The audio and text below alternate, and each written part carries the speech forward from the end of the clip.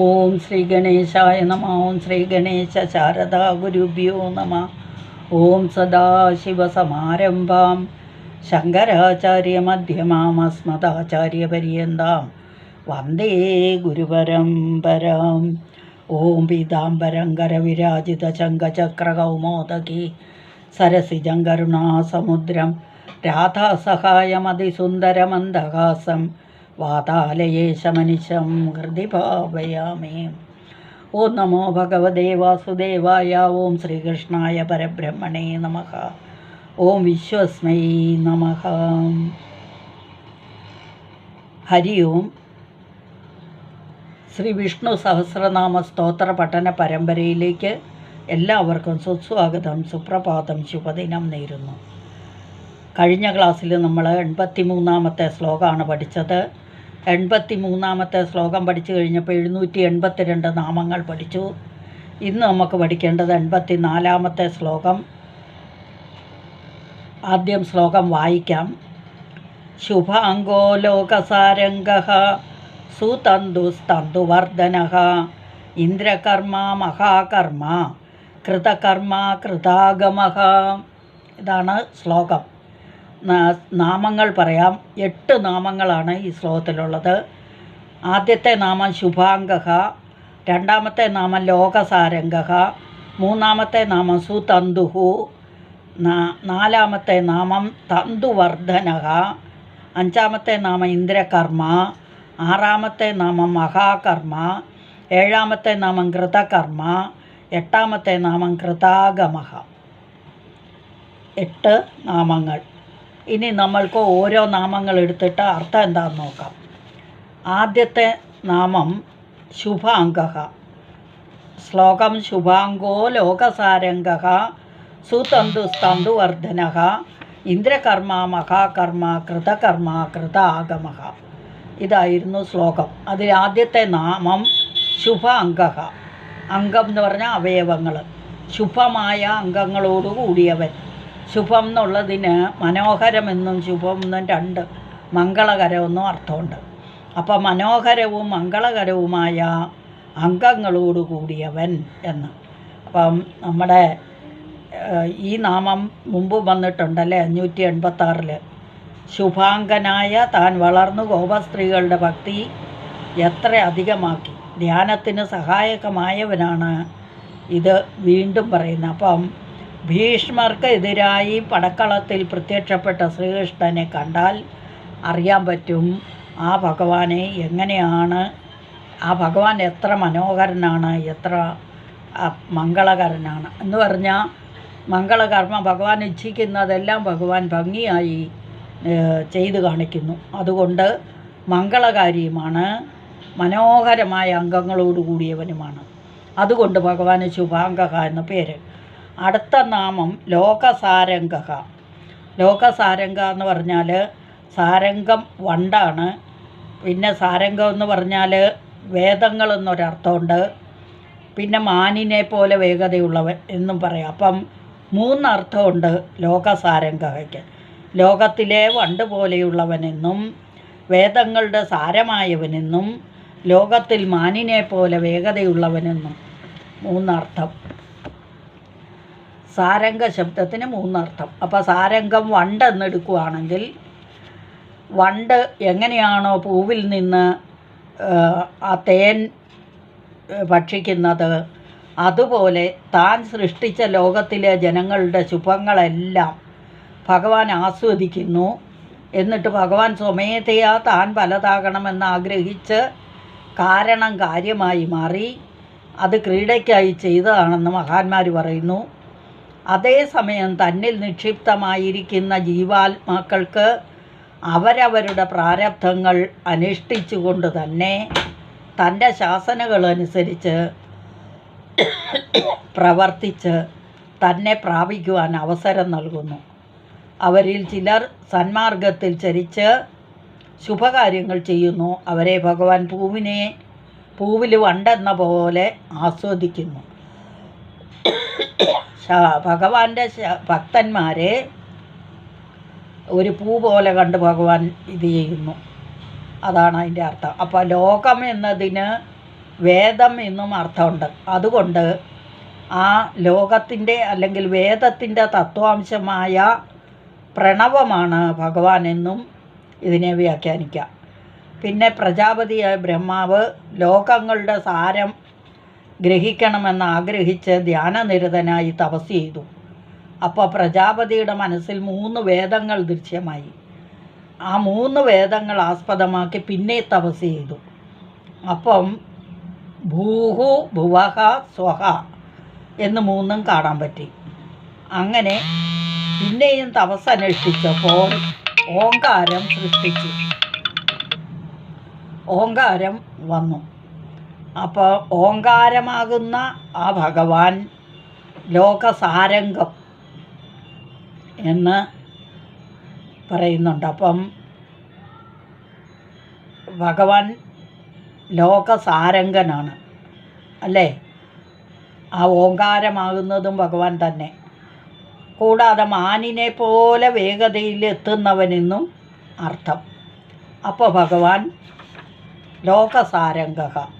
ഇനി അടുത്ത നാമം സുതന്തുഹു. സുതന്തു ശോഭനമായ വിസ്താരമുള്ളവൻ. ശോഭനമായ വിസ്താരമുള്ളവൻ, നല്ല നൂല് പോലെ നീളുന്നവൻ എന്നും അർത്ഥം.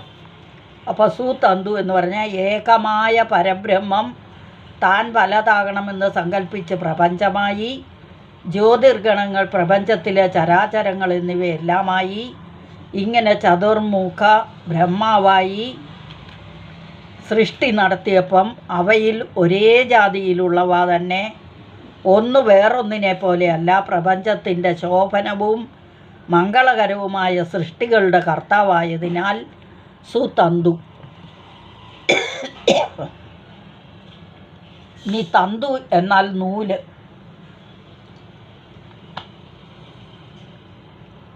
എന്നർത്ഥം. തന്തു എന്നാൽ നൂലെന്നർത്ഥം. അപ്പോൾ പലതരം നൂല് നോക്കുന്നു. വളരെ സന്നമായത്, വ്യത്യസ്ത വർണ്ണമായത്, ഇങ്ങനെ പലതരം നൂലുകൾ കൊണ്ട് വസ്ത്രങ്ങൾ നെയ്യുന്നത് പോലെ ഭഗവാൻ പ്രപഞ്ചത്തിലെ എല്ലാ വസ്തുക്കളിലും വ്യാപിച്ച് അവയെ മുത്തുമണികൾ പോലെ തന്നിൽ കോർത്തിരിക്കുന്നുവെന്ന് ഗീതയിൽ പറഞ്ഞിട്ടുണ്ട്. ഭഗവാൻ ഭഗവത്ഗീതയിലെ 7-ാം അധ്യായത്തിൽ 7-ാമത്തെ ശ്ലോകത്തിൽ പറയുന്നു, മത്ത പരതരം നാന്യത് കിഞ്ചിദസ്തി ധനഞ്ജയ മയി സർവമിതം പ്രോതം സൂത്രേ മണിഗണായുവ. സൂത്രം എന്ന് പറയാൻ നൂല്. അതിൽ മണി കോർത്തിരിക്കുന്നത് പോലെ ഈ പ്രപഞ്ചത്തിൽ എന്നിൽ നിന്നല്ലാതെ വേറെ ഒന്നുമില്ല. ഇവയെല്ലാം ഒരു നൂലിൽ മണികൾ പോലെ എന്നിൽ ബന്ധിച്ചിരിക്കുന്നു, കോർത്തിട്ടിരിക്കുന്നു എന്നാണ്. അടുത്ത നാമം തന്തുവർദ്ധനക. പ്രപഞ്ചത്തെ വർദ്ധിപ്പിക്കുന്നു, പ്രപഞ്ചത്തെ വെട്ടിക്കുറയ്ക്കുന്നു. ഇതൊക്കെ ഭഗവാൻ തന്നെ ചെയ്യുന്നു. ആധുനിക ശാസ്ത്രജ്ഞന്മാർ ബ്രഹ്മാണ്ഡം ദൈനംദിനം വർദ്ധിക്കുന്നുവെന്ന് അത്യധ്വാനത്താൽ അറിഞ്ഞത് ധ്യാനനിരതരായ ഋഷിവര്യന്മാർ പണ്ടേ മനസ്സിലാക്കിയിരുന്നു. വ്യഷ്ടിയിലും സമഷ്ടിയിലും വർധനവും നാശവും എല്ലാ സമയവും തുടർന്നുകൊണ്ടിരിക്കുന്നു. പുതിയ പുതിയ ജീവികൾ ഉണ്ടാകുന്നു, ഗോളങ്ങൾ രൂപം പ്രാപിക്കുന്നു, അതേസമയം നാശവും നടക്കുന്നുണ്ട്. ഇത് ഭഗവാന്റെ ലീലയാണ്. അതുകൊണ്ട് തന്തുവർദ്ധന എന്ന് ഭഗവാന് പേര്. അടുത്ത നാമം ഇന്ദ്രകർമ്മ. ദേവേന്ദ്രൻ്റേതുപോലുള്ള പ്രവർത്തികൾ ചെയ്യുന്നവൻ, അതായത് ദേവേന്ദ്രനിലും മുകളിലുള്ളവൻ എന്നർത്ഥം. അപ്പോൾ പരമ ഐശ്വര്യമായ കർമ്മങ്ങൾ ചെയ്യുന്നവനെന്ന് വേറൊരർത്ഥം. ഭഗവാൻ ദേവേന്ദ്രനെ ഏൽപ്പിച്ചിട്ടുള്ളത് സ്വർഗം ഭരിക്കുക എന്നതാണ്. ദേവന്മാരെ സംരക്ഷിക്കുക, അവരുടെ ചുമതലകൾ വേണ്ടതുപോലെ ചെയ്യിക്കുക എന്നിവ ഇന്ദ്രൻ നിർവഹിക്കുന്നു. ഇതുപോലെ ജഗത്തിൻ്റെ പരിപാലനം നടത്തുന്നത് ഇന്ദ്രന് മുകളിലുള്ള ഭഗവാനുമാണ്. അതുകൊണ്ട് ഭഗവാൻ ഏതൊരു കർമ്മവും പരമ ഐശ്വര്യം ലക്ഷ്യമാക്കിക്കൊണ്ട് തന്നെ ജീവാത്മാക്കൾക്ക് അവരവരുടെ പുണ്യപാപാനുസരിച്ച് പ്രാരബ്ധ കർമ്മങ്ങൾ തീർത്ത് തന്നിൽ പ്രാപിക്കുക എന്ന ലക്ഷ്യം എന്ന സൃഷ്ടി നടത്തുന്നു. അപ്പം ഭഗവാന്റെ ഉദ്ദേശം എല്ലാവരും ഭഗവാനിൽ തന്നെ ചെന്ന് ചേരണം. അപ്പോൾ അതിന് നല്ല കാര്യങ്ങളെല്ലാം ചെയ്യണം. അതിനെല്ലാം സഹായിക്കുന്ന ആരാണ്? ഭഗവാൻ തന്നെയാണ്. നല്ലവരെ സംരക്ഷിക്കുകയും ദുഷ്ടന്മാരെ നശിപ്പിക്കുകയും കൽപ്പാവസാനത്തിൽ എല്ലാം നശിപ്പിച്ച് എല്ലാം തന്നിലേക്ക് തന്നെ ഇതാക്കുകയും ചെയ്യുന്നു. അപ്പം പരമമായ ഐശ്വര്യത്തിന് വേണ്ടിയാണ് ഇതെല്ലാം ചെയ്യുന്നത്. അതുകൊണ്ടും ഇന്ദ്രകർമ്മ. അടുത്ത നാമം മഹാകർമ്മ, മഹത്തായ കർമ്മങ്ങൾ ചെയ്തവൻ. ആകാശം, വായു, അഗ്നി, ജലം, പൃഥ്വി എന്നീ മഹാപഞ്ചഭൂതങ്ങളുടെ സൃഷ്ടി, അവയുടെ പഞ്ചീകരണം, ബ്രഹ്മാണ്ടത്തിലെ സകല സൃഷ്ടികളും ഇവയെല്ലാം പരാശ്രയം കൂടാതെ നിമിത്ത കാരണവും ഉപാദാന കാരണവും താൻ തന്നെയായി ചെയ്യുന്നതും കാരണവും കാര്യവുമെല്ലാം ഒന്നായി അതിൽ പ്രവേശിച്ചതും ഭഗവാൻ തന്നെ. അപ്പം ഇതെല്ലാം മഹത്തായ കാര്യങ്ങളായതുകൊണ്ട് ഭഗവാന് മഹാകർമ്മ എന്ന് പേര്. അടുത്ത നാമം കൃതകർമ്മ, എല്ലാം ചെയ്തു കഴിഞ്ഞവനെന്ന് അർത്ഥം. ഇപ്പോൾ ഭഗവാൻ എല്ലാ കർമ്മവും ചെയ്തു തീർത്തവനാകുന്നു. ഭഗവത്ഗീതയിലെ 3-ാം അധ്യായത്തിൽ 22-ാമത്തെ ശ്ലോകത്തിൽ ഭഗവാൻ തന്നെ പറയുന്നു, നമേ പാർത്ഥാസ്തി കർത്തവ്യം ത്രിഷു ലോകേഷു കിഞ്ചന. എനിക്ക് ഈ 3 ലോകത്തിലും ചെയ്യുവാനായി യാതൊന്നും തന്നെയില്ല എന്ന് ഭഗവാൻ പറയുന്നുണ്ട്. അപ്പം ഭഗവാൻ എല്ലാം ചെയ്തു കഴിഞ്ഞവനാണ്. അതുകൊണ്ട് ഭഗവാന് കൃതകർമ്മ എന്ന് പേര്. അടുത്ത നാമം കൃത ആഗമഹ, ഈ ആഗമങ്ങളെ ദൃശ്യമാക്കുകയും സ്ഥാപിക്കുകയും ചെയ്തവൻ എന്നർത്ഥം. ആഗമങ്ങൾ വേദങ്ങളാണ്. ആഗമം എന്ന് പറഞ്ഞാൽ വേദങ്ങൾ, വേദാംഗങ്ങൾ, വേദാന്തം, പിന്നെ എല്ലാ അതായത് വിരാട് പുരുഷൻ്റെ നിശ്വാസമാണ് വേദങ്ങൾ. ആധ്യാത്മിക തത്വങ്ങൾ എന്ന് ബൃഹദാരണ്യോപനിഷത്തിൽ പറയുന്നുണ്ട്. അത് നമ്മൾക്ക് ഇതാകേണ്ട ആവശ്യമില്ല.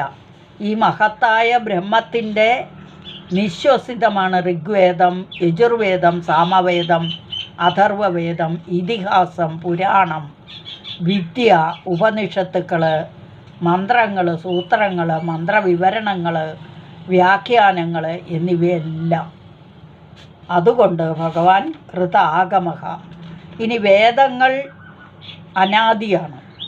മഹാകൽപ്പാവസാനത്തിൽ പ്രപഞ്ചം മുഴുവൻ ബ്രഹ്മത്തിൽ ലയിക്കുമ്പോൾ ഇവയും ബ്രഹ്മത്തിൽ ലയിക്കുന്നു. പിന്നീട് സൃഷ്ടിയുടെ കാലം വരുമ്പം മഹാതപസ്സികളായ ഋഷിവര്യന്മാർ ധ്യാനനിരതരായി പഞ്ചകോശങ്ങളിൽ നിന്ന് പിന്മാറി പരമാത്മാവിൽ അധിഷ്ഠരായിരിക്കുന്നു. ഓരോ വേദവും മന്ത്രവും കാണുകയും അവ ശിഷ്യപരമ്പരകൾക്ക് നൽകുകയും ചെയ്യുന്നു. ഇപ്രകാരം അവർ മന്ത്രദ്രഷ്ടാക്കളാകുന്നു. എല്ലാത്തിൻ്റെയും കർത്താവ് മഹാവിഷ്ണു തന്നെ. അതിനാൽ കൃത ആഗമഹ. ഇനി ഭഗവത്ഗീതയിലെ 15-ാം അധ്യായത്തിൽ 15-ാമത്തെ ശ്ലോകത്തിൽ ഭഗവാൻ പറയുന്നു, വേദാന്തകൃത് വേദവിദേവചാഹം എന്ന് പറഞ്ഞാൽ ഞാൻ വേദങ്ങൾ നിർമ്മിച്ചവനും അവയുടെ അർത്ഥമറിയുന്നവനുമാണെന്ന്. അതുകൊണ്ടും ഭഗവാൻ കൃത ആഗമഹ. ഇനി നമ്മൾക്ക് ഈ ഓരോ നാമങ്ങളുടെ ഒറ്റ വാക്കിൽ അർത്ഥം നോക്കി ടോട്ടൽ അർത്ഥം നോക്കാം. ശുഭാംഗോ ലോകസാരംഗക സുതന്തു സ്തന്തുവർദ്ധനക ഇന്ദ്രകർമ്മ മഹാകർമ്മ കൃതകർമ്മ കൃതാഗമക. ശുഭാംഗക ആദ്യത്തെ നാമം, മനോഹരവും മംഗളകരവുമായ അംഗങ്ങളുള്ളവൻ എന്നർത്ഥം. രണ്ടാമത്തെ നാമം ലോകസാരംഗക, വണ്ട് പൂവിലെ തേൻ നുകരുന്നത് പോലെ ലോകത്തിലെ ജനങ്ങളുടെ ശുഭങ്ങളെല്ലാം ഗ്രഹിക്കുന്നവൻ എന്നൊരർത്ഥം. ലോകത്തിൻ്റെ അതായത് വേദത്തിൻ്റെ തത്വാംശമായ പ്രണവമായവൻ എന്ന് വേറൊരർത്ഥം. മൂന്നാമത്തെ അർത്ഥം സാരംഗത്തെ മാനിനെ പോലെ, അതായത് മാനിനെ പോലെ വേഗത്തിലെത്തുന്നവൻ, എല്ലായിടത്തും വേഗത്തിലെത്തുന്നവൻ എന്നർത്ഥം. അടുത്ത നാമ സുതന്തു, ശോഭനമായ ലോകപരമ്പരയോടുകൂടിയവൻ, സകല ചരാചരങ്ങളെയും നൂലിൽ കോർത്ത മണികൾ പോലെ തന്നിൽ ബന്ധിപ്പിച്ച് നിർത്തുന്നവൻ എന്നൊക്കെ അർത്ഥം. അടുത്ത നാമം തന്തുവർദ്ധനക, ലോകത്തെ വർദ്ധിപ്പിക്കുന്നവൻ എന്നർത്ഥം. ഇന്ദ്രകർമ്മ, ദേവേന്ദ്രൻ്റെ ഇതുപോലുള്ള പ്രവർത്തികൾ ചെയ്യുന്നവൻ, പരമമായ ഐശ്വര്യത്തിനു വേണ്ടി കർമ്മങ്ങൾ ചെയ്യുന്നവനെന്നും അർത്ഥം. അടുത്ത നാമം മഹാകർമ്മ, പഞ്ചഭൂതങ്ങളുടെ സൃഷ്ടി, പഞ്ചീകരണം തുടങ്ങിയ മഹാകർമ്മങ്ങൾ ചെയ്യുന്നവൻ. അടുത്ത നാമം കൃതകർമ്മ, ചെയ്യേണ്ടതെല്ലാം ചെയ്തവൻ. അടുത്ത നാമം കൃത ആഗമക, വേദങ്ങളെ ദൃശ്യമാക്കുകയും സ്ഥാപിക്കുകയും ചെയ്തവൻ. ഇനി ടോട്ടൽ അർത്ഥം എന്താണെന്ന് ചോദിച്ചാൽ ഈ ശ്ലോകത്തിൻ്റെ ശുഭാംഗോ ലോകസാരംഗസ്തു തന്തുസ്തന്തുവർദ്ധനക ഇന്ദ്രകർമ്മ മഹാകർമ്മ കൃതകർമ്മ കൃതാഗമക. മംഗളകരമായ അംഗങ്ങളോട് കൂടിയവനും ലോകത്തിൻ്റെ സാരമായവനും വിവിധ ഇനം നൂലുകളാൽ വസ്ത്രം നെയ്യുന്നത് പോലെ പ്രപഞ്ചത്തെ തന്നിൽ കോർത്തു നിർത്തുന്നവനും ചിലന്തിയുടെ ഉള്ളിൽ നിന്ന് വരുന്ന നൂൽ നീണ്ടു നീണ്ടു വരുന്നത് പോലെ പ്രപഞ്ചത്തെ വർദ്ധിപ്പിക്കുന്നവനും സ്വർഗം ഭരിക്കുവാൻ നിയമിക്കപ്പെട്ട ഇന്ദ്രനെയും ഭരിക്കുന്നവനും മഹത്തായ കർമ്മങ്ങൾ ചെയ്യുന്നവനും ചെയ്യേണ്ടതൊക്കെ ചെയ്തവനും ആഗമങ്ങളെ ദൃശ്യമാക്കിയവനും വിഷ്ണു ഭഗവാൻ തന്നെ. എല്ലാം കൊണ്ടും ഈ ശ്ലോകം ഭഗവാന് അർത്ഥവത്തായി വന്നിരിക്കുന്നു. അടുത്ത ശ്ലോകവുമായിട്ട് അടുത്ത ക്ലാസ്സിൽ വരും വരേക്കും ഹരി ഓം നാരായണ.